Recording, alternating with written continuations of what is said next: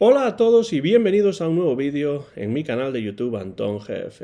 Soy Antón García Fernández y como de costumbre les hablo desde Jackson, en el estado de Tennessee, en los Estados Unidos de América. Y hoy vamos a grabar un vídeo que llevo ya preparando durante bastante tiempo. Un vídeo que se encuadra dentro de la serie Tintín y Hergé, en la cual ofrecemos comentarios críticos acerca de todos y cada uno de los álbumes de las aventuras de Tintín del dibujante belga Georges Remy, más conocido como Hergé.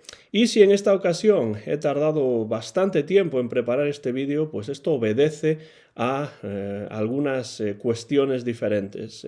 Por ejemplo, el hecho de que se trata de uno de mis álbumes favoritos dentro de la serie y por tanto yo sentía de alguna manera la responsabilidad a la hora de hablar de este álbum. Pero es que además este es uno de los álbumes que más bibliografía han generado a lo largo de los años, más estudios críticos, más artículos, más capítulos de libros y por tanto hay muchísima información sobre este álbum y esto ha hecho que haya tenido que realmente zambullirme en muchísimos libros y artículos para ir tomando notas a la hora de preparar este vídeo. Me refiero, por supuesto, a uno de los cómics más famosos de toda la historia del cómic y por supuesto uno de los más icónicos dentro de la serie de las aventuras de Tintín, como es Tintín en el Tíbet, que además es un libro que tengo en varias lenguas y de hecho, bueno, pues voy a mostrar algunos ejemplos. Esta es la edición en inglés, Tintín en Tibet, que es la que he manejado sobre todo para preparar este vídeo.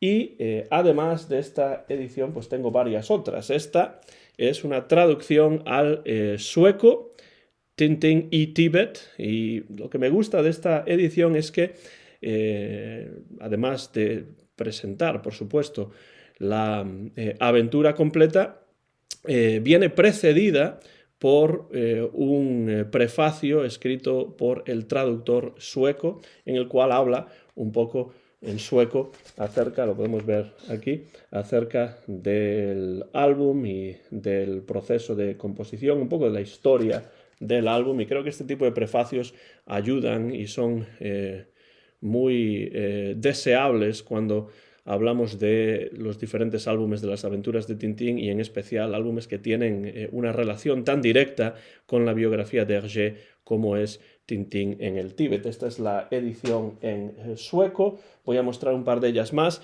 Tengo esta que es la traducción al esperanto, Tincho en Tibeto, único libro en esperanto sobre Tintín que yo tengo y me da la sensación de que es el único que se ha traducido a esa lengua artificial. Y finalmente uno de mis favoritos es este, que es la traducción al mongol. Como ahí vemos, tenemos los caracteres mongoles ahí en la parte central, donde debe, supongo, de decir Tintín en el Tíbet, pero después la traducción es en alfabeto cirílico, no en estas inscripciones de la lengua de Mongolia, sino en alfabeto cirílico, como podemos ver en la parte superior. Estos son 4 ejemplos de varios que podría haber presentado, porque como digo, tengo varias ediciones diferentes de Tintín en el Tíbet y se encuentra entre mis álbumes favoritos de la serie de Tintín. Y no solamente es uno de mis álbumes favoritos de Tintín, sino que por lo que parece también era el álbum favorito del propio Hergé. Esto lo he leído en varios libros, entre ellos el de Michael Farr, por ejemplo, en varias fuentes que comentan esto, pero no recuerdo haber leído nunca ninguna cita directa del propio Hergé diciendo esto, aunque probablemente exista en algún lugar, pero yo no la he encontrado. Pero lo que sí es cierto es que se ha repetido en varias ocasiones que Tintín en el Tíbet es o era el álbum favorito del propio creador de la serie, del propio Hergé. Es un canto a la amistad, un canto a la lealtad, a la persistencia, a pesar de las dificultades que se le presentan a uno en la vida,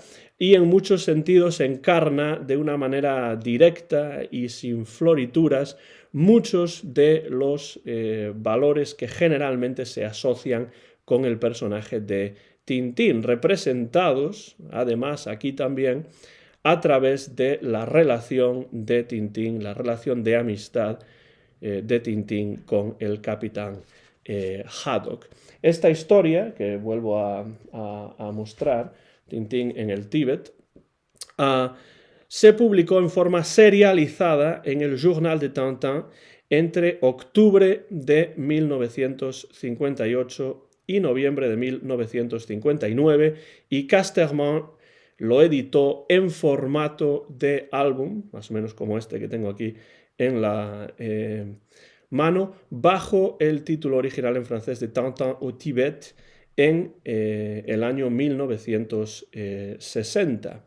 Y es este, que aquí tenemos, uno de los álbumes que más directamente tienen que ver con la biografía de Hergé, que se encontraba en un momento muy difícil desde un punto de vista personal cuando estaba creando esta obra.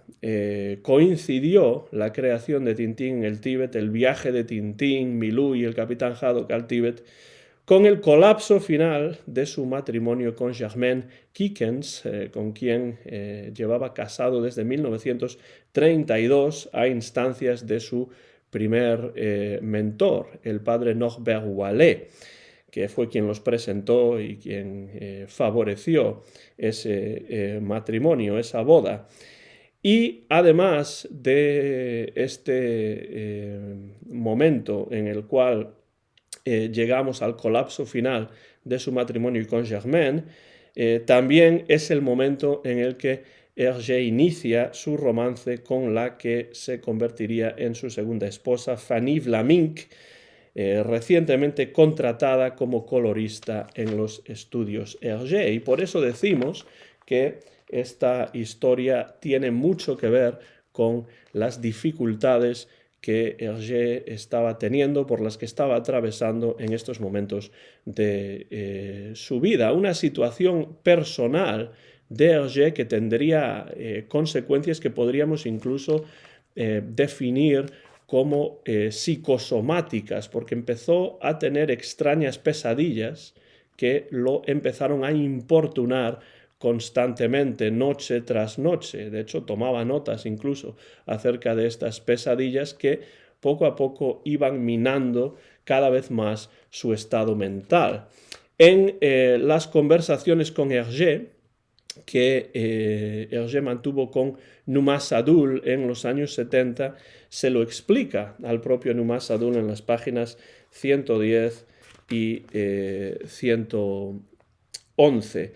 Dice Hergé: en aquella época yo sufría una crisis muy fuerte y mis sueños casi siempre eran sueños blancos.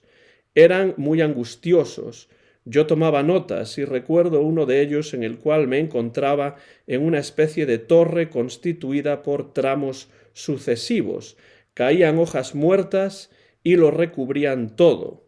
En cierto momento, en una especie de alcoba de una blancura inmaculada, apareció un esqueleto completamente blanco que intentó agarrarme, y en el mismo instante, a mi alrededor, el mundo se hizo blanco, blanco. Entonces huí, una huida desesperada, dice Hergé. Cuando el doctor Rickling tuvo conocimiento de este sueño y de algunos otros, me aconsejó que interrumpiera mi trabajo. Ahí habla del doctor Franz Rickling, un psicoanalista que fue discípulo de Carl Gustav Jung, nada más y nada menos, a quien Hergé llegó a visitar en una ocasión en Zúrich en estos momentos. Preocupado por su situación psicológica, llegó a recurrir, como digo, al psicoanálisis, acudiendo a la consulta de este doctor Rickling, que, como digo, había sido discípulo de Jung, y como dice ahí el propio Hergé, el doctor Rickling, le aconsejó que abandonase su trabajo, pero Hergé hizo caso omiso de sus consejos al considerar que solamente podría encontrar equilibrio entregándose a su trabajo. Esta historia de Tintín en el Tíbet tenía demasiada importancia para Hergé como para dejar de trabajar, como para dejarla a un lado y no terminarla. Y repito la frase de Hergé: reaccioné y me puse a trabajar con frenesí y conseguí llevar a buen término esta historia. Esto lo dice en la página 111, después de que el doctor Rickling le aconseje dejar de trabajar. Él no lo hace, sino que decide continuar con la historia de Tintín en el Tíbet. Pero antes de comenzar con este álbum, Tintín en el Tíbet, Hergé estuvo barajando otras opciones para crear un nuevo álbum de Tintín. Esta es la época en la que Michel Gregg, por ejemplo, desarrolla las historias Le Thermocéro y Les Pilules, es decir, las píldoras, que se acabarían de todos modos abandonando. Hergé no llegó a completar estas historias. También Hergé sopesó la posibilidad de enviar de vuelta a Tintín a los Estados Unidos y crear una historia en la que de alguna manera tengan que ver los indios americanos, que es algo que ya había explorado en Tintín en América y que le interesaba porque la historia de los indios americanos, de los nativos americanos, siempre le interesó mucho a Hergé, pero al final desestimó esta historia porque no quería volver al pasado necesariamente, aunque de alguna manera en Tintín en el Tíbet sí que vuelve al pasado a través del personaje de Chang. Otra idea que estuvo barajando Hergé tenía que ver con una historia en la cual Néstor, el mayordomo del capitán Haddock, fuese acusado injustamente y por error de un crimen que no había cometido, y Hergé y Tintín tenía que ayudar a Néstor a limpiar su nombre, pero fue una historia que tampoco acabó interesando demasiado a Hergé, especialmente no cuando cuando se le ocurrió esta idea de enviar a Tintín al Tíbet, pero necesitaba un motivo para que Tintín y sus amigos fuesen al Tíbet, y lo encontró precisamente en el personaje de Chang, que vuelve a las aventuras de Tintín muchos años después, muchas décadas después de un par de décadas, por lo menos más de un par de décadas después de su primera aparición en El Loto Azul. Tintín en el Tíbet, teniendo en cuenta la situación personal de Hergé en estos momentos, actúa como una suerte de exorcismo para el dibujante, como una manera de enfrentarse a estos problemas psicológicos por los que estaba atravesando, una manera de exorcizar de alguna manera sus demonios a través siempre del proceso creativo. Para Hergé quedó claro que abandonar su trabajo no era la manera de solucionar sus problemas, tenía que enfrentarse a sus demonios en el papel, a través de la tinta, a través del color, a través de la historia y a través de su trabajo como creador de las aventuras de Tintín. Sin duda fue un proceso muy complejo, muy doloroso, y hay abundantes elementos en la obra que reflejan esta situación difícil desde el punto de vista personal y psicológico de Hergé.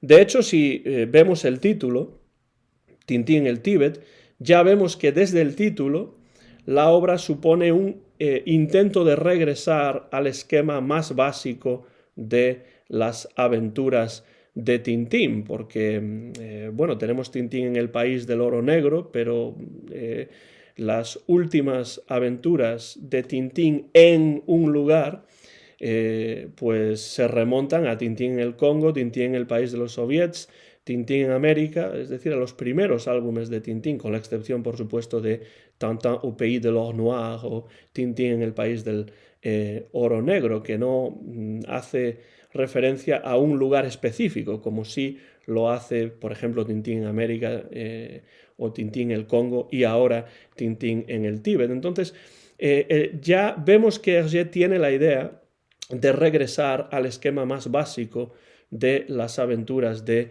Tintín y también, y esto es importante, a la relación de Tintín con su círculo más íntimo de amistades. Esto es lo contrario de lo que ocurre en Stock de Coque, como ya hemos comentado en el vídeo dedicado a ese álbum. Mientras en Stock de Coque tenemos todo un elenco interminable de personajes que vuelven, que entran, que salen, que se cruzan con Tintín, en Tintín el Tíbet la historia se centra únicamente en Tintín, Milú y Haddock.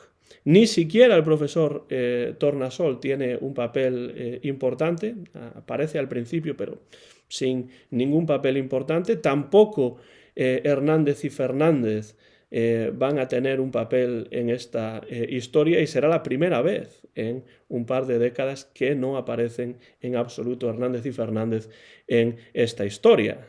Los Dupont habían incluso viajado a la Luna, sin querer, pero habían viajado a la Luna con los demás. Pues no van a viajar tampoco ellos al Tíbet. Y la fuerza, la potencia de la amistad entre Tintín y el capitán es algo que se demuestra con total claridad en este álbum, así como también la lealtad que une mutuamente a estos dos personajes. Además de esto, como ya hemos apuntado, tenemos el regreso de Chang.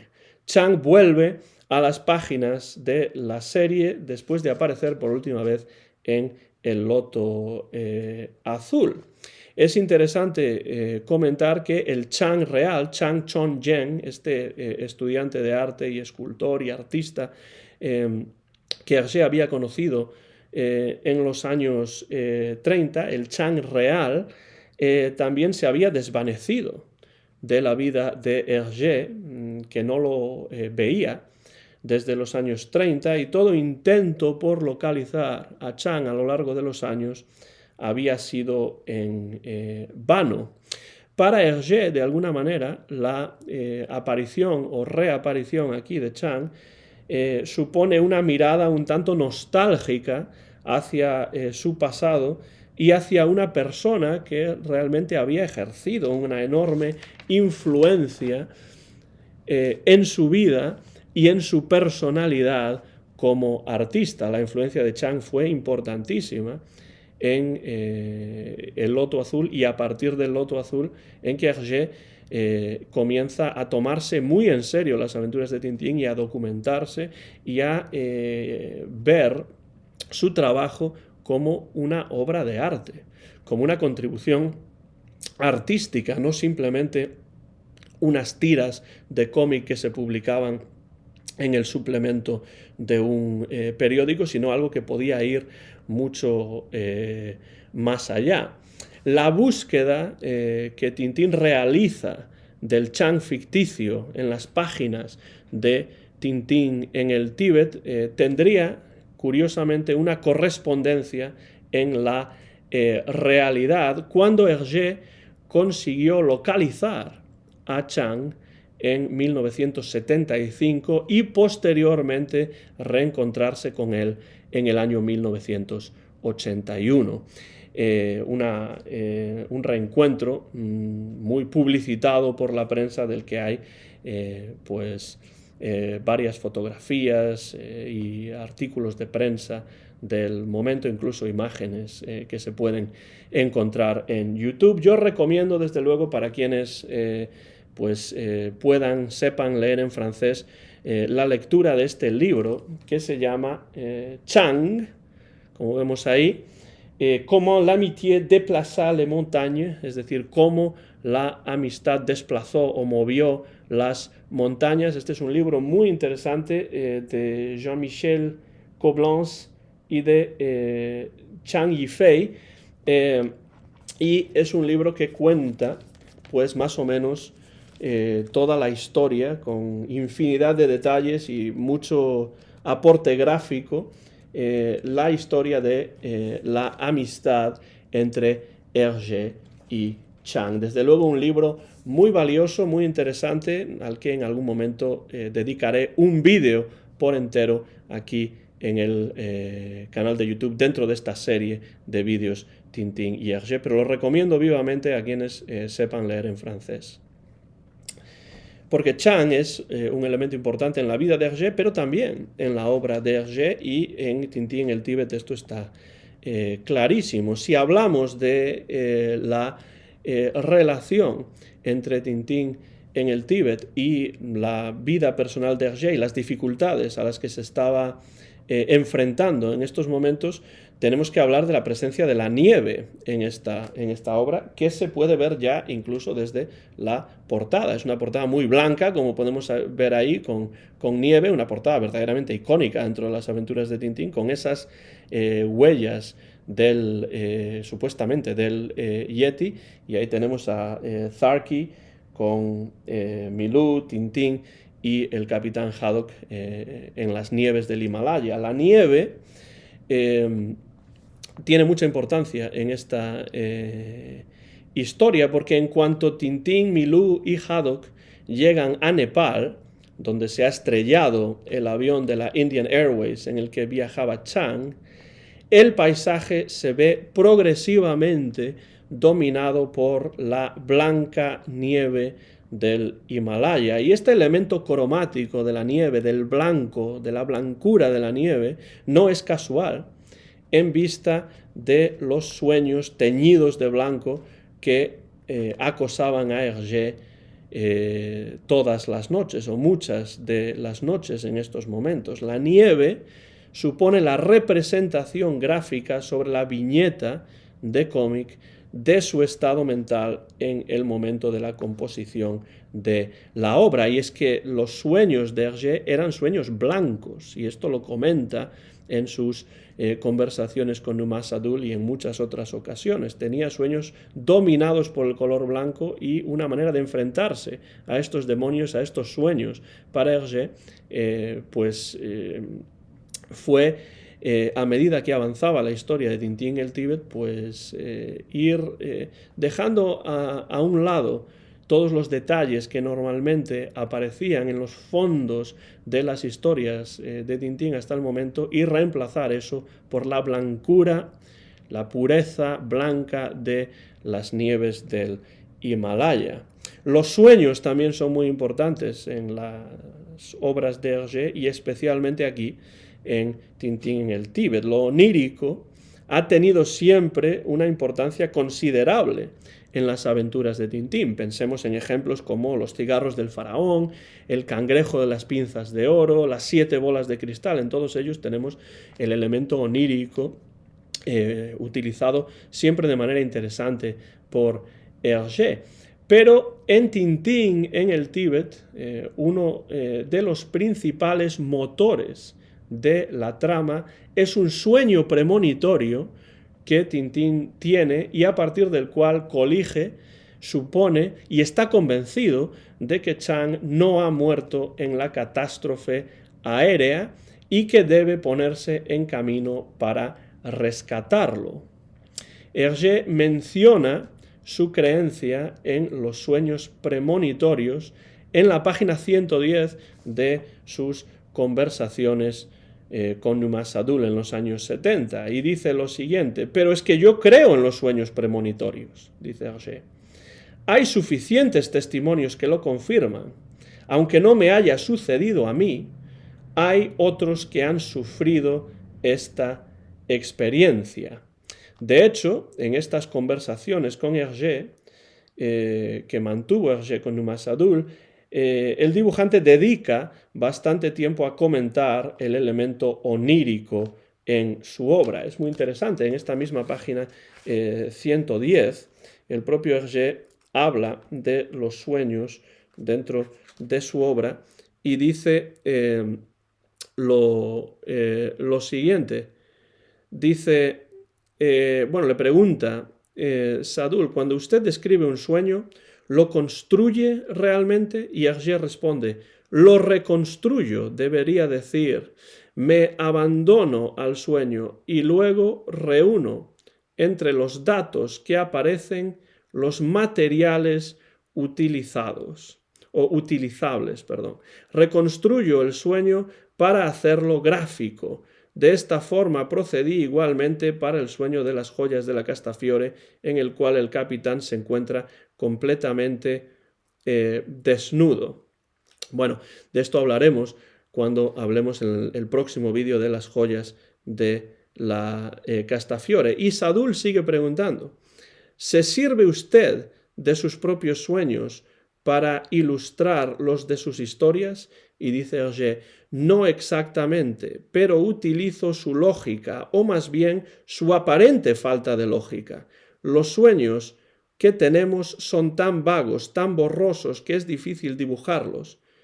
Se siente que es más o menos aquello, pero cuando se les quiere dar una forma, se escapan. Por eso resulta necesario añadir, suprimir, es decir, reconstruir el sueño. Muy interesante porque es cierto que Hergé en sus historias utiliza el sueño o los sueños, el elemento onírico, de una manera importante y lo que hace es reconstruir ciertos elementos que le interesan de los sueños. Y esto es algo de lo que solía hablar y, como vemos, dedica bastante tiempo en estas conversaciones con Sadoul a hablar de los sueños. Y a todo esto se une también una sensación casi de predestinación en el caso de esta historia del accidente de Chang y del viaje de Tintín para rescatarlo.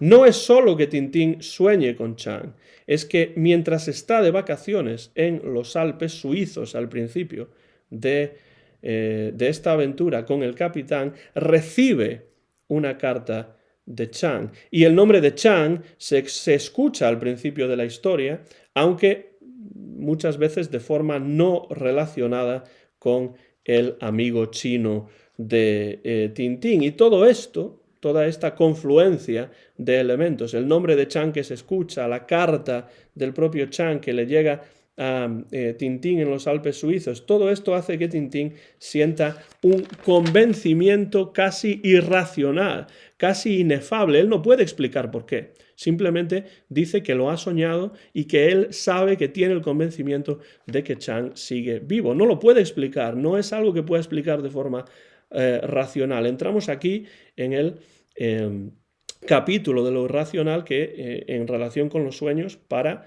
Hergé tiene mucha importancia, porque Tintín nunca explica, simplemente está convencido de que su amigo está vivo y que tiene que ir a salvarlo porque es su deber rescatar a Chang. Todo esto, los sueños, la nieve y otros elementos tienen mucho que ver con la situación por la que Hergé estaba pasando en esos momentos desde un punto de vista personal. Es cierto que el color blanco domina, sobre todo en la parte en la que Tintín, Haddock, Milou y el Sherpa Tharki están caminando por las montañas del Himalaya. Pese a que el color blanco se convierta en protagonista durante gran parte de esta aventura, como siempre Hergé se preocupó enormemente por el trabajo de documentación previamente a la creación de este álbum. De hecho, su obsesión con la documentación llegó a traerle problemas, porque si ustedes recuerdan, el avión que se estrella en el cual viajaba Chang era un avión de la Indian Airways, y esto suscitó críticas y quejas de ejecutivos de la Indian Airways que se pusieron en contacto con Hergé para decirle que ninguno de los aviones de su aerolínea se había estrellado nunca, con lo cual la representación de Indian Airways en este libro les daba mala publicidad, los perjudicaba. Y entonces Hergé decidió acceder a las peticiones de cambio de nombre por parte de la Indian Airways y comenta en las conversaciones con Numa Sadul que de Indian Airways en la siguiente edición decidió cambiar el nombre de la aerolínea por Sari Airways, una relación ahí con la cultura india, porque el sari es una pieza de ropa que tradicionalmente se lleva en la India, pero el propio Hergé no sabía si realmente existía una aerolínea con ese nombre de Sari Airways, pero parece que no hubo problema. Este ejemplo es un ejemplo entre muchos de cómo muchas veces las personas se empeñan en tomarse la ficción en serio, ¿no? Porque evidentemente esa Indian Airways, por mucho que el nombre sea el mismo, no es la misma compañía fuera del libro de Tintín y dentro de las páginas de Tintín. Este tipo de quejas siempre suponen que los ejecutivos de tal o cual compañía o ciertas personas pues se toman lo que es ficción, el libro de Tintín, el álbum de Tintín en el Tíbet, que es ficción, se lo toman en serio y eso pues crea problemas a creadores como Hergé, aunque en este caso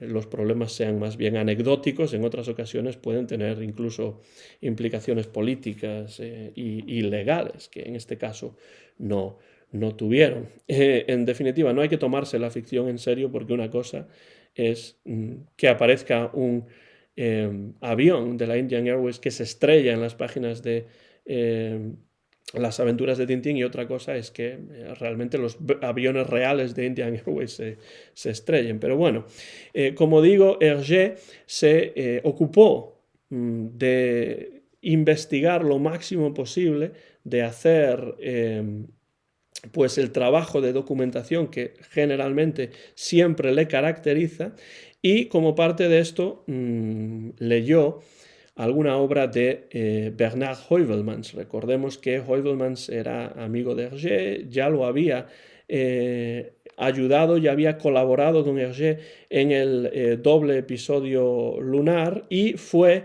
una de las fuentes de inspiración para Hergé en todo lo que tiene que ver con su representación del Yeti, especialmente el libro de Heuvelmans que se titula Sur la piste des bêtes ignorées, es decir, tras la pista de los animales o de las bestias ignoradas, un libro del año 1955, cuya edición inglesa, por cierto, de 1958 contiene un prefacio nada más y nada menos que de Gerald Durrell. Y en ese libro, Heuvelmans recoge informaciones sobre lo que hasta el momento se conocía en los años 50 sobre el abominable hombre de las nieves, también conocido como el Yeti.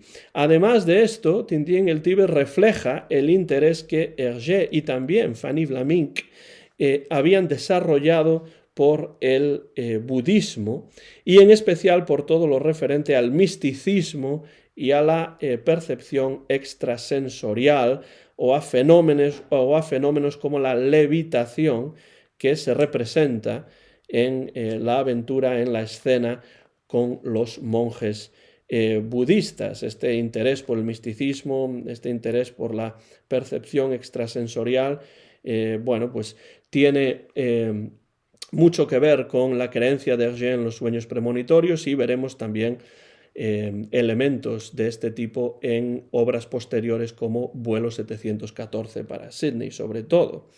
La mayor parte de estos aspectos los toma Hergé de su lectura de las obras de la estudiosa de la cultura tibetana Alexandra David Neal, así como de su suscripción, que siempre mantenía, a la revista de National Geographic. Además de su interés por la tradición cultural tibetana, por todo lo que tenía que ver con la percepción extrasensorial, con el budismo, con cuestiones religiosas, a Hergé le interesaba también la historia del Tíbet, aunque esto es algo que no refleja realmente en el álbum, pero sí estaba interesado en la difícil situación política del Tíbet en relación con la ocupación de su territorio por la China comunista después de la Segunda Guerra Mundial, que acabaría además con el exilio del Dalai Lama en la India, más o menos al mismo tiempo en el que Hergé estaba creando y publicando esta historia de Tintín en el Tíbet. También relacionado con la cultura tibetana es la figura del Yeti, y en la representación del Yeti en Tintín el Tíbet, la leyenda y la realidad se dan cita en esta representación del personaje del abominable hombre de las nieves, que Hergé no representa como un monstruo en una de las pocas historias de Tintín en las que no hay un antagonista malvado, no hay un villano realmente en esta historia, como no lo habrá tampoco en la próxima historia de la que hablaremos en el vídeo siguiente, que es Las joyas de la Castafiore.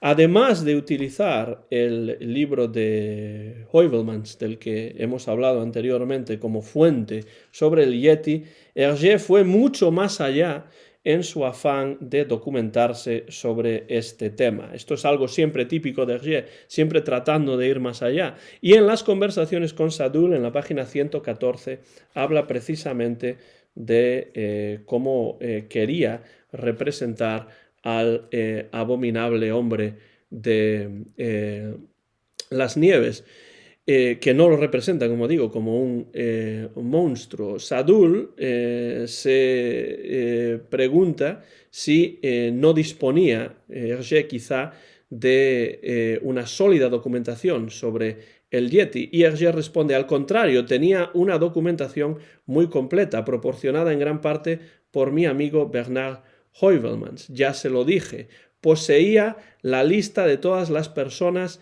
dignas de fe que habían visto al Yeti.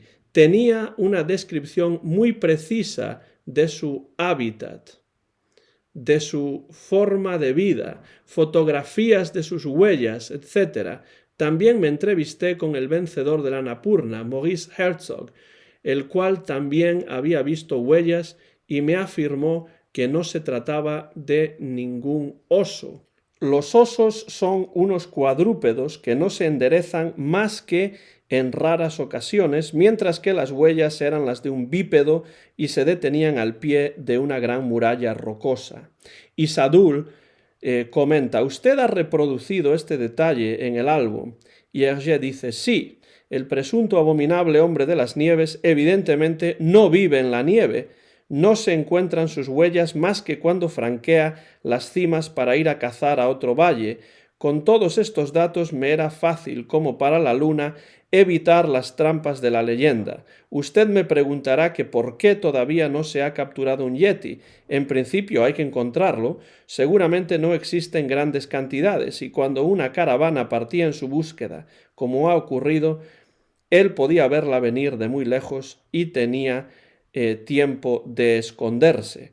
Y Sadoul vuelve a comentar: no parece especialmente malo. Y Hergé responde: en absoluto, diría yo. Tenemos el testimonio de un Sherpa según el cual una niña fue recogida y cuidada por un migú. Así pues, evidentemente Hergé había trabajado duramente, como se ve en esta conversación con Numan Sadoul, para encontrar todos los datos que en esos momentos se podía conocer sobre el Yeti. Y eso da todavía más realismo a una historia que incluye a un personaje que en principio es un personaje de ficción, un personaje de leyenda. Y esto es algo que a Hergé le interesaba mucho. Igual que en el episodio lunar, Hergé no presenta alienígenas, y aquí presenta al Yeti, pero lo humaniza de alguna manera, no lo convierte en un monstruo, y según parece quiso representar al Yeti en esta historia para no defraudar a los niños que seguramente esperaban la introducción de este personaje en la historia. Es un libro, este Tintín en el Tíbet, que es un canto dedicado a la amistad, como el propio Hergé dice en la página 110 de sus conversaciones con Numa Sadul.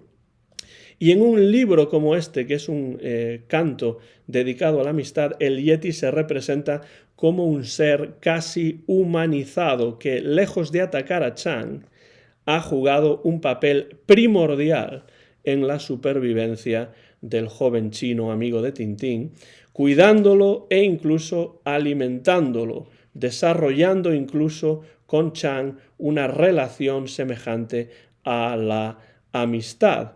Esto tiene que ver con lo que ya hemos leído que Hergé comentaba a Numa Sadul acerca de esta historia del testimonio de un Sherpa según el cual una niña fue recogida y cuidada por un Migu. Migu es la palabra tibetana para el Yeti, para el abominable hombre de las nieves, que como digo no es un ser abominable en las páginas de Tintín en el Tíbet. Dice también en la página 114 Hergé a Numa Sadul: mi Yeti es un ser que busca también la amistad. Ya al principio tenía la intención de hacerlo más humano y de ninguna manera abominable.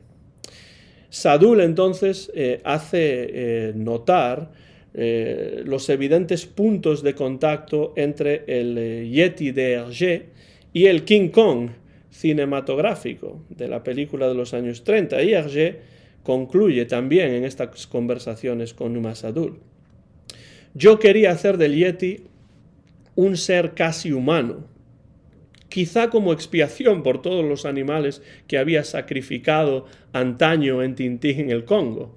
En la última viñeta de la historia esto se sugiere solamente, ya que no he querido hacer sufrir al Yeti mirando cómo la caravana se aleja. Con toda seguridad siente tristeza, pues volverá a su soledad. Si abrimos el libro nos encontramos que en la parte final de Tintín en el Tíbet, ahí está el Yeti viendo cómo la caravana se aleja en esa viñeta ovalada y aunque no vemos su rostro, podemos suponer que está triste porque su amigo humano Chang se aleja de vuelta a la sociedad humana y él se queda solo. Esta visión humanizada del Yeti surte aquí, me parece a mí, un efecto semejante a la decisión de Hergé de no incluir alienígenas en el doble episodio lunar, como ya he dicho. Nada hay, pues, que sea malévolo en esta representación hergéana del Yeti, como, por cierto, ha escrito el crítico y escritor Rafael Narbona en un artículo en la revista de libros en marzo del año 2019. Cito lo que dice Rafael Narbona, con lo cual, por cierto, estoy totalmente de acuerdo. Dice: con aspecto de simio gigantesco, el Yeti de Hergé no inspira miedo. Es un ser tímido y dulce. De hecho, cuida a Chang con ternura maternal, alimentándolo y protegiéndolo del frío. No es una criatura salvaje, ni un monstruo, sino el otro, la alteridad radical que nos desconcierta e intimida, a veces despertando nuestro rechazo. Estoy totalmente de acuerdo con lo que comenta aquí Rafael Narbona en este artículo de la revista de libros del año 2019. Muy de acuerdo con esta visión, como evidencian las palabras cariñosas que pronuncia el propio Chang sobre el Yeti, deseando que no lo encuentren nunca para evitar así que lo traten como lo que no es, como un animal salvaje, porque un animal salvaje nunca habría cuidado a Chang y nunca lo habría protegido de la manera en la que el Yeti lo hizo. Por tanto, este es un intento ya desde el principio muy consciente por parte de Hergé de humanizar al Yeti y no presentarlo de ninguna manera como un monstruo, de la misma manera que decidió no presentar a alienígenas en una historia tan científicamente correcta como es la de Objetivo la Luna y Aterrizaje en la Luna. En definitiva, Tintín el Tíbet, que vuelvo a enseñar en esta edición sueca, Tintín el Tíbet es uno de los álbumes más icónicos de todas las aventuras de Tintín. Lo vemos ya en la portada, como dije antes, uno de los álbumes además más poéticos y de mayor contenido simbólico de toda la serie de Tintín. Una obra que refleja con claridad las dificultades personales por las que estaba atravesando Hergé en el momento de su creación. Es una obra, además, en la que Hergé deja a un lado los villanos y los personajes secundarios para centrarse en la relación entre Tintín y Haddock, y con el regreso, que además resultaría curiosamente premonitorio, como los sueños premonitorios que aquí vemos, este regreso de Chang resultaría curiosamente premonitorio de lo que ocurriría en la vida real. Este regreso del Chang ficticio a las páginas del cómic es muy importante, y además la obra explora ideas como la amistad o la lealtad de una manera desnuda, de una manera directa, que se ha ganado la aclamación de gran parte de la crítica y también de los lectores. Desde mi punto de vista es uno de los mejores y más interesantes álbumes creados por Hergé. Es un álbum que deja claros los valores sociales y los valores morales que atraviesan realmente toda la historia de Tintín, todas las aventuras de Tintín. Es decir, estos valores se representan como un leitmotivo casi a lo largo de toda la serie de álbumes de las aventuras de Tintín, y aquí se reflejan de una manera muy, pero que muy potente.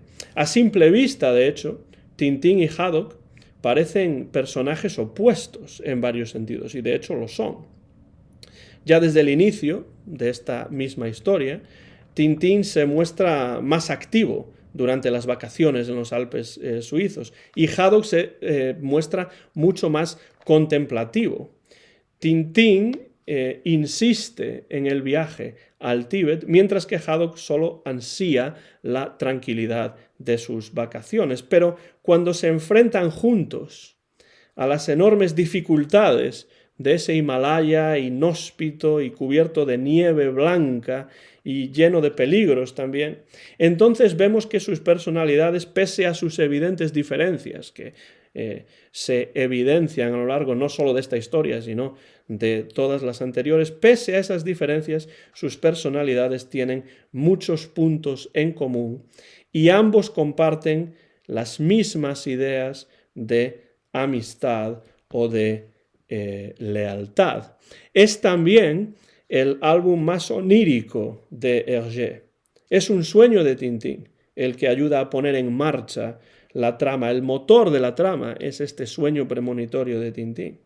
Y es también ese sueño el que recuerda constantemente a Tintín cuál es su objetivo siempre que las fuerzas le fallan y está a punto de perder la esperanza, porque hay varios momentos a lo largo de la historia en los cuales Tintín empieza a perder las fuerzas, empieza casi a perder la esperanza, pero siempre recuerda ese sueño y ve en ese sueño a su amigo Chang pidiéndole auxilio, y entonces decide continuar hasta el final con todas las consecuencias. Es un sueño que, lejos de presentarse como algo irracional, como algo apartado de la realidad, acaba estando en consonancia, perfectamente entrelazado con lo real. Y aquí hay que volver a ese artículo del escritor Rafael Narbona, el escritor español Rafael Narbona, que dice lo siguiente sobre el sueño, sobre el elemento onírico en Tintín en el Tíbet. Dice Narbona, sin llegar a formular teorías, Hergé sugiere que los sueños y las visiones no son cabriolas del inconsciente, sino signos de algo más profundo. No nos engañan, solo nos piden que transitemos por un camino diferente, olvidándonos de las objeciones de la razón. Estoy totalmente de acuerdo una vez más con esta visión de lo onírico de Narbona, de Rafael Narbona, dentro de Tintín en el Tíbet. Y esto es así porque Hergé sabía por experiencia propia que los sueños, esos sueños blancos suyos, esos sueños blancos de una blancura agobiante que el propio Hergé tenía, esos sueños forman parte de la realidad, están además interrelacionados con ella. Es un álbum además magnífico desde el punto de vista visual, desde el punto de vista gráfico también, con algunos momentos verdaderamente memorables. Por ejemplo, en la página 35. Es maravilloso en la página 35, ahí está, en esta parte de aquí, en estas 3 viñetas.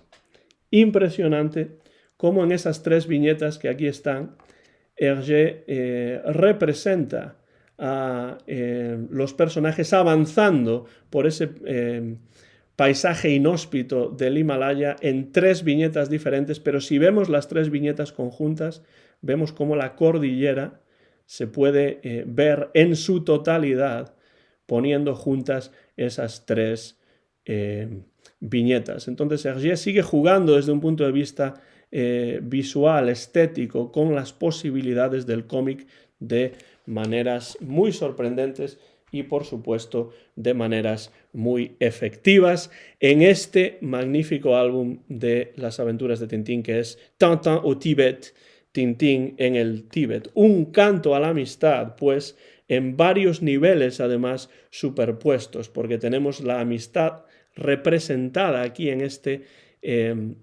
álbum desde varios puntos de vista y en varios niveles. La amistad entre Tintín y el Capitán Haddock, la amistad que es motor de esta historia realmente, entre Tintín y Chang, e incluso la amistad entre Chang y el Yeti, ese abominable hombre de las nieves que no es en absoluto abominable en la representación de Hergé. Para mí, Tintín en el Tíbet, que aquí muestro en la traducción en esperanto una vez más, para mí Tintín en el Tíbet es una verdadera obra maestra dentro de la historia del cómic y por supuesto dentro de las aventuras de Tintín.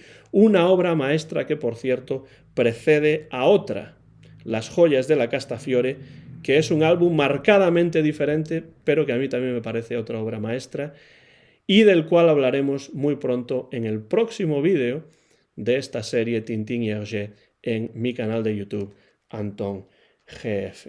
Llegamos así al final de este vídeo, que probablemente sea uno de los más largos de la serie, porque la verdad es que Tintín en el Tíbet bien que lo merece. Como siempre, les animo a que dejen comentarios en la parte de abajo de este vídeo diciéndome qué es lo que les parece Tintín en el Tíbet, cómo lo comparan con el resto de obras de las aventuras de Tintín, en qué lugar aparece para ustedes dentro de este continuum que es la obra completa de Hergé en todo lo referente con Tintín, y simplemente sus opiniones acerca de este álbum. ¿Les gusta, no les gusta? ¿Por qué? ¿Qué cosas les sorprenden? ¿Qué cosas les interesan más o menos de esta excelente historia que es Tintín en el Tíbet? Me despido ya, soy Antón García Fernández, mío es el copyright de este vídeo que he grabado en Jackson, en el estado de Tennessee, en los Estados Unidos de América, el día de la festividad de Martin Luther King en enero del año 2021. Muy pronto van a poder verlo ustedes en mi canal de YouTube, Antón GF. Muchas gracias, como siempre, por su atención y hasta la próxima aquí en mi canal de YouTube, Antón GF, dentro de la serie Tintín y Hergé.